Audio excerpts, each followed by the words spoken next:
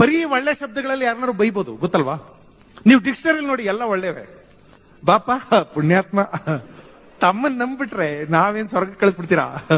ಬಹಳ ದೊಡ್ಡ ಮನುಷ್ಯರು ನೀವು, ನಿಮ್ಮಂತ ಪುಣ್ಯ ಪುರುಷರು ಇರೋದ್ರಿಂದಾನೇ ಮಳೆ ಬೆಳೆ ಆಯ್ತಾ ಇರೋದು. ಬಹಳ ದೊಡ್ಡ ಮನುಷ್ಯ.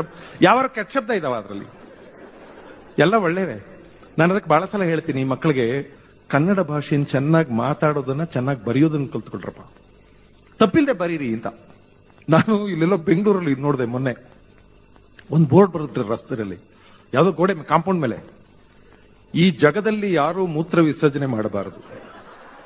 ನಾನು ಹೆದರೋಗ್ಬಿಟ್ಟೆ. ಏನೋ ಈ ಜಾಗದಲ್ಲಿ ಮಾಡಬಾರ್ದು ಅಂದ್ರೆ ಇನ್ನೊಂದ್ ಕಡೆ ಮಾಡ್ಕೊಂತಾರಪ್ಪ. ಅವನು ಈ ಜಗದಲ್ಲಿ ಯಾರು ಮೂತ್ರ ವಿಸರ್ಜನೆ ಮಾಡಬಾರ್ದು ಅಂತ ಬರ್ದವನೆ. ಮತ್ತೆ ಇನ್ ಸಾಯೋ ತನಕ ಏನ್ ಈ ಜಗದಲ್ಲಿಯೇ ಯಾರು ಮಾಡಬಾರ್ದು ಅಂತ? ಅಲ್ಲೆಲ್ಲ ಒಂದ್ ಕಡೆ ಬರೆದಿದ್ದಾರೆ, ಇಲಿ ಉಪ್ಪಿನಕಾಯಿ ದೊರೆಯುತ್ತದೆ.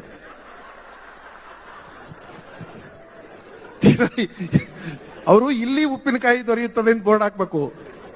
ಒತ್ತ ತಕ್ಷಣ ಹೋಗ್ಬಿಡ್ತದು. ಇಲಿ ಉಪ್ಪಿನಕಾಯಿ ಏನು? ಇಲಿನ ಉಪ್ಪಿನಕಾಯಿ ಎಲ್ಲ ಮಾಡಿ ಇವ್ರು ಮಾರು ಯಾರು ತಿಂತಾರೋ ಏನು?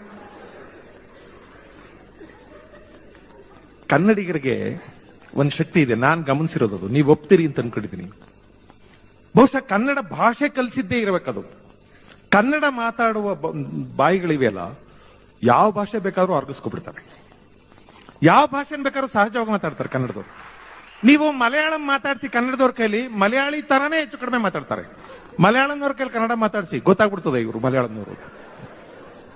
ನನಗೆ ಕನ್ನಡ ತುಂಬಾ ಚೆನ್ನಾಗಿ ಬೆರಿದೆ ಅಂದ್ರೆ ಅವ್ರು ಮಲಯಾಳಂನವರು. ಗೇಲಿ ಮಾಡ್ತಾ ಇಲ್ಲ ನಾನು. ನನಗೆ ಯಾರೋ ಒಬ್ರು ತಮಿಳ್ನವ್ರು ಸ್ನೇಹಿತರಿದ್ರು, ಹಿರಿಯರು. ಅವರು ಕನ್ನಡ ಕಲ್ತ್ಕೊಂಡಿದ್ರು. ನನಗೆ ಅವ್ರ ಬಗ್ಗೆ ತುಂಬಾ ಗೌರವ ಇದೆ, ಪ್ರೀತಿ ಇದೆ. ಪ್ರೀತಿಯಿಂದಾನೆ ಕನ್ನಡ ಕಲ್ತಿದ್ದಾರೆ. ನನಗೆ ಹೇಳೋರು, ನನಗೆ ಕನ್ನಡ ಚೆನ್ನಾಗಿ ಕೂತಪ್ಪ, ನಾನು ಕಲಿತಿದ್ದೀನಿ. ಏನ್ ಕಲ್ತಿದ್ದೀರಿ? ಅದು ಮಂಗುದಿಮ್ಮನ ಗಗ್ಗ, ಬಹಳ ಬಹಳ ಚಂದ ಇದೆ. ಒಂದ್ ಪದ್ಯ ಹೇಳ್ತೀರಾ ಅಂದೆ. ಹೇಳ್ತೀನಿ, ಬೇಕಾದಷ್ಟು ಹೇಳ್ತೀನಿ. ಹೇಳಿ ನೋಡುವ ಅಂದೆ. ಬದುಕು ಸೆಟಕ ವಂಡಿ, ಬದುಕು ಸೆಟಕ ವಂಡಿ ವಿತಿಯ ತರ ಸಾಗೇಬ ಕುದುರೆನಿ ಅವ ಪೇಲದಂದೆದ ಪಯಣಿಕರು ಮತುವೇಕೋ ಮಸಣಕೋ ಹೋಗೆಂದ ಕಡೆಗೆ ಓಟ್ ಪತಕುಸಿಯ ನೆಲವಿಗುದು ಮಂಗುದಿಮ್ಮ.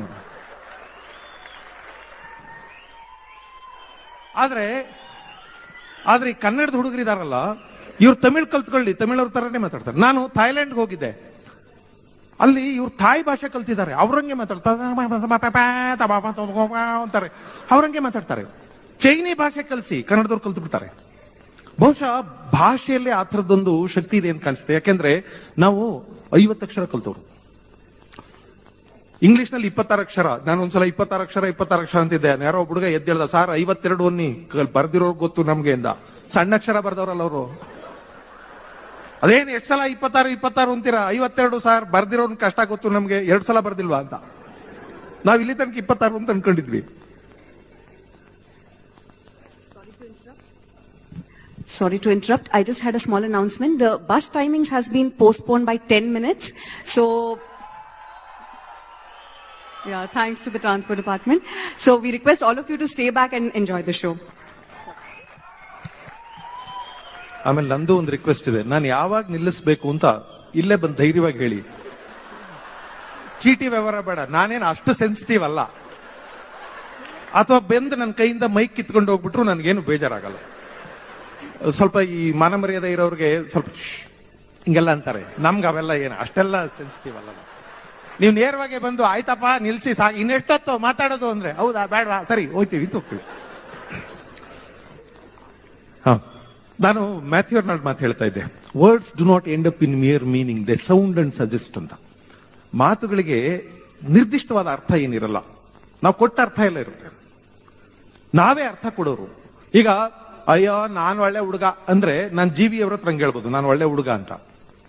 ನಿಮ್ಮ ಹತ್ರ ಹೇಳಕ್ಕಾಗಲ್ಲ, ನಿಮ್ಗೆ ನಾನು ಹುಡುಗ ಅಲ್ಲ. ಸೊ ಹುಡುಗ ಅನ್ನೋದಕ್ಕೇನು ಅರ್ಥ ಇಲ್ಲ. ನಾವ್ ಯಾರ ಎದುರಿಗೆ ಮಾತಾಡ್ತಿದೀವಿ ಅನ್ನೋದ್ರ ಮೇಲೆ ನಾವು ಹುಡುಗನೋ ವಯಸ್ಸಾದನೋ ನಿರ್ಧಾರ ಆಗುತ್ತೆ.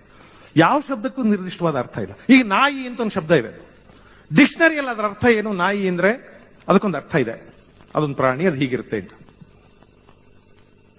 ನಾ ಹೇಳ್ತೀನಿ ನೋಡಿ, ನಮ್ಮನೇಲೂ ಒಂದೈತೆ ನಾಯಿ ಅಂತಾರೆ. ಹಂಗಂದ್ರೆ ಅವ್ರ ಅತ್ತೆ. ಅವಳು ಅವ್ರ ಮನೇಲಿ ಬಾಲ ಇರೋ ಪ್ರಾಣಿ ಅಲ್ಲ, ಅದಲ್ಲ. ಅವ್ರ ಅತ್ತೆ ಬಗ್ಗೆ ಹೇಳ್ತಿದ್ದಾಳೆ, ನಮಗೂ ಅರ್ಥ ಆಗುತ್ತೆ. ಅಯ್ಯೋ ನಮ್ಮನೆದು ಹಂಗೆ ಬೊಗಳ್ತಾ ಇರುತ್ತೆ ಅಂತ. ನೋಡಿ, ನಾಯಿ ಏನಾದ್ರೂ ಅರ್ಥವೇ ಬದಲಾಗೋಯ್ತು.